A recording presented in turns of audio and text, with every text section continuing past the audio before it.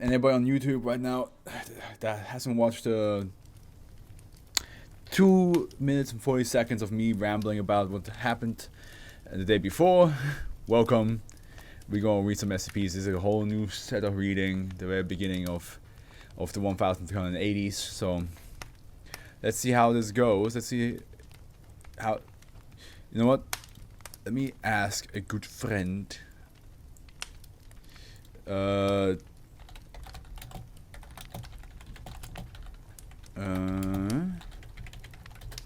Just gonna ask just to be sure.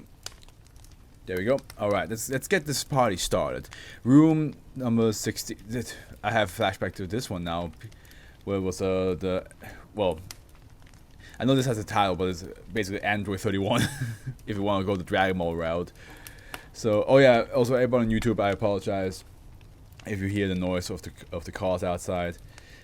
One thing was today was sunny, so my apartment got really hot because it has a lot of windows that just where the sun can just shine right in. So it got really hot. And second, constructions is happening outside. Well, not outside, but like somewhere around here. So like all the cars are going down this path. So there's gonna be a lot of noise coming from outside. So I apologize for that. But room number 16. Let's get this started. All right. It's a Euclid. The building containing SCP-1380-A has been... No, I'm not going to listen to this song. No. Yeah. There are some songs you just want to listen to more than others. Oh, she would... Okay, gotcha. Dash A has been closed to the public and is to be guarded covertly by a minimal security detachment, Delta 1308, to prevent break-ins and discovery of Dash A. Delta 1308 is to prevent unauthorized entry into the building containing Dash A when possible. However, because the building containing Dash A is located in the residential area, the commander of Delta 1380 is authorized to allow unauthorized entry into the building if it is believed necessary to prevent the detachment presence from becoming visible from neighboring houses. All unauthorized individuals are to be incapacitated and administered amnestic treatments. Break-in attempts have become more frequent in recent years due to urban legends surrounding the building. Of course. That's natural to happen with SCPs, that an urban legend or ghost stories or paranormal stories will be spread. Unless the Foundation can come in between real quick and be like, hey, no, it's just a gas leak. No, it's just construction. No, it's just some sort of... We found a nuclear bomb in the basement. You know how it goes. And that's not even like... that far-fetched, since there is an SCP that is a nuclear bomb, so that can talk. So it's not that far-fetched to say that. Area 216 has been constructed around the location of Dash B under the guise of an archaeological exploration site. No unauthorized personnel are to be permitted within Area 16 under any circumstances. Members of Delta 1380 are permitted to explore Dash B when it exists at Dash A. Research into SCP-1380 transitory phenomenon is to continue. However, under no circumstances Dash C to be operated by any personnel above Class D, and remote methods of operating Dash C are preferred to the attrition rate 100% of personnel operating Dash C. Okay. There's a lot of backups. There's a... wrong one. There's a lot of backup happening here. Backup systems, just to be sure that nothing goes wrong. Okay? We gotta make sure that Henry is actually with me. Come on, Henry. We got reading to do.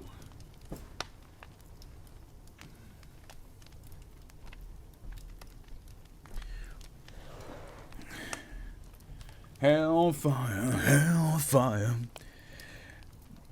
Oh yeah,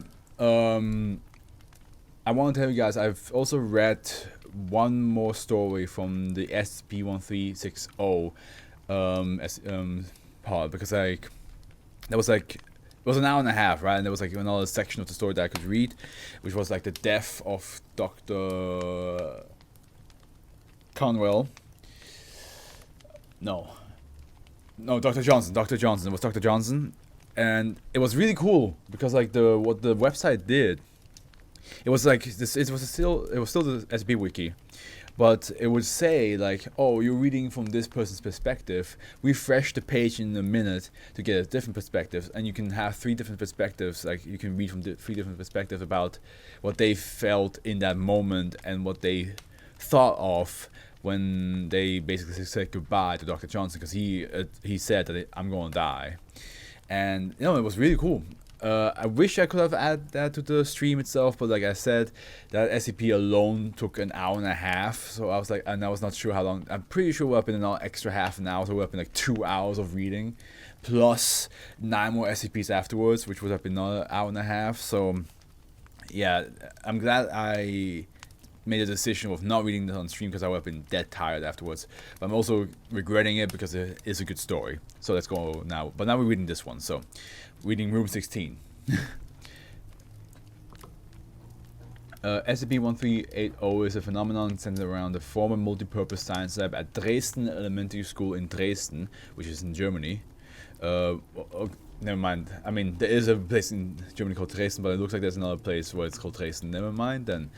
Dash A is a space within Dresden Elementary that formerly contained a science lab, labeled on diagrams as Room 16. Dash B is a remote location on the peninsula of Baja, California, centered 25.2745 degrees north and 111.2037 degrees west. Dash C is a plastic light switch installed against the wall of the former science lab of Dresden Elementary School. This switch was present within the lab and otherwise ordinary prior to the development of SCP-1380's anomalous properties. When Dash C is set to on, the DES Science Lab, okay, the Dresden Elementary School, gotcha, so DES Science Lab is located at Dash A within Dresden Elementary School. Wait, when the Dash C is set to on, the DES Science Lab is located at Dash A within. Oh, okay, so it's in the school, but then the room can be entered via the door to Room 16 and display no particularly anomalous characteristics. All windows display the expected view of the area outside of the building. All plumbing and electrical connections remain functional. The room can be explored without difficulty. During these periods, Dash B appears to be a normal desert region and displays no anomalous properties. But now when it's set to off, this is where the bad time begins. Well, we never know. I was about to say fun, but usually that's not the case. When Dash C is set to off, the DES Science Lab is located at Dash B, which is in Baja, California. A section of the ground at Dash B is replaced with the floor of the lab, upon which sits the tables, desks, and other furniture within the lab. So you have a teleporting science lab, which you think for all the science nerds they would love that. They would love that shit. They're like, yes, this is awesome. But at the same time, it must be kind of weird to like send your class in and be like, oh, it's a sunny day, we don't need the lights, and then suddenly the whole room just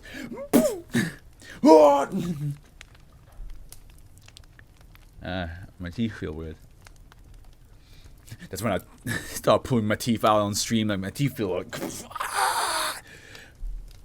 plumbing and electrical fixtures that should be located within the walls around the lab, including Dash C, are suspended in mid-air around Dash B, though the concrete walls themselves are not present.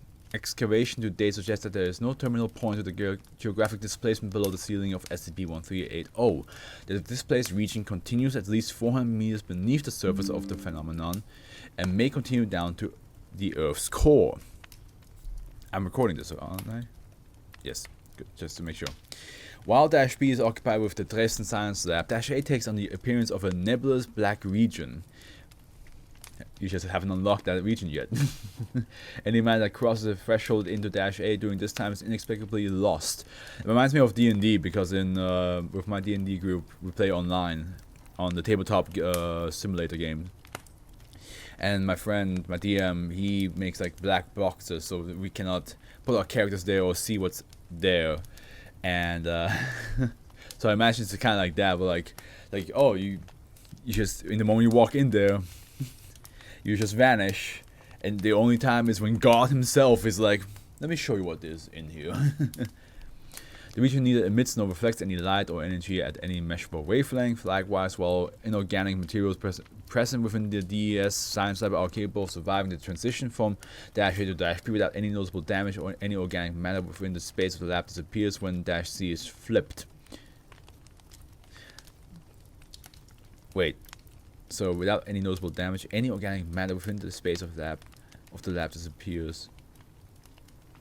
Oh, okay. So yeah, I get it. So anything like tools, like beakers and chairs and tables, they stay, but a human being just vanishes. I should take a photo of like of my room like this, where the camera is right now. So whenever I just try to like do like the disappearing act, I just press a button where it just does like it just transitions and silence me at the same time. So we can have that effect of me just like evaporating or vanishing in thin air. I'm pretty sure that's possible. It should be. Likewise, while inorganic materials present within the DS, we've just read that. The transit from -A to -B is close to instantaneous and can presently be determined using modern equipment. This has been confirmed both within the DS lab and by observers on both sides outside the lab. So like, you have two people on different locations, and then be like, "Alright, bro, flip the switch right now and flip the switch on the count of 3, and I tell you if it shows up in the moment you say 3 or not, okay? Okay, do it. 1, 2, yeah, it's here, yeah, it happened." Instant bro. Shit's fast, man. The 4 Kaki must have worked on this thing. No anomalous events were reported at Dresden Elementary School multipurpose science lab prior to 11th, 2nd, 7th. The precise time of the initiation of the extra-normal behavior related to SCP-1380 is unknown. The room was used normally throughout the day, and no unusual events were noted by any witnesses during first through 4th block, ending at 14:55 hours. Like yeah, before 3 o'clock basically. Additionally, due to an unscheduled school closing related to the disappearance of a school bus along with several students that same day, the school was closed for several days afterwards. SCP-1380 was first discovered by custodial staff on the 14th, 2nd, 7th. One custodian was lost and another experienced spontaneous amputation of the left hand during an attempt to enter -A. Foundation personnel investigated the area as a Department of Human Services inspection team discovered SCP-1380 and close to the school under the pretense of having found serious structural flaws within the building. Students were redirected to other schools throughout the county, while Vincent Center Elementary School was constructed in memory of a science teacher who was not seen again during the 11th, 2nd, 7th crisis. Foundation researchers believe it was lost within SCP-1380 at some point. A cover story was crafted that explained his disappearance as a fatality during the terrorist attack that destroyed Bus 64 on that day. That's gonna be really... oof. I just realized how, like, the Foundation had to tell so many parents. Like, I mean, of course they had to lie to them, but at the end, the children are still gone, you know? Like, they had to tell so many parents that, hey, we're sorry to tell you, but your son, daughter, they're deceased, you know? They've been part of a terrorist attack. And that took out an entire school bus, and yeah, like, I mean, you cannot really tell them like, oh, they were in a science lab that teleports whenever you flick the switch on and off. By the way, what happens if you remove the switch? Can you? I don't think it's set anywhere around here that you cannot remove it, but it probably would not be safe to do that. It might cause like a non-stop like flickering, like the lab's just going back and forth, or the lab's just being stuck in one area that's not supposed to be, like it's stuck in Barsha forever, and then you have a constant black void in your schoolroom. Yeah, so maybe don't take the switch out. and even if you took the switch out and nothing happens, you still don't know if that is the truth, and you don't know if something can happen in the future, and you don't know if you can reapply the switch to just fix it. Yeah, so maybe not a good idea. For more information regarding the anomalous events involving the school bus, please consult documentation for SCP-1480, and for information regarding an additional anomalous event connecting to SCP-1380, please consult documentation for SCP-1680. A lot of 80s SCPs here that seems to be connected. Alright. Interesting start, interesting start. I like it, I like it.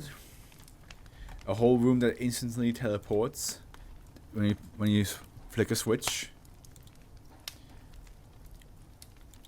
But again, I feel like it must have been horrible to tell the families to like, yeah, your child is dead, and you can't even tell them why. Like you have to just come up with a fake reason.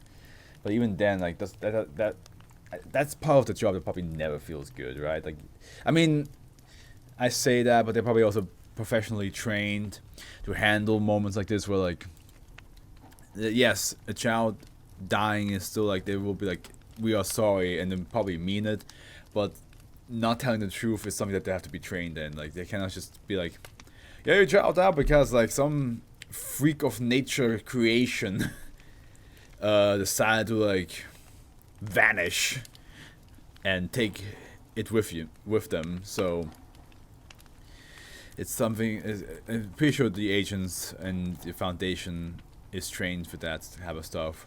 But still, again, it must be a horrible feeling to like tell parents that.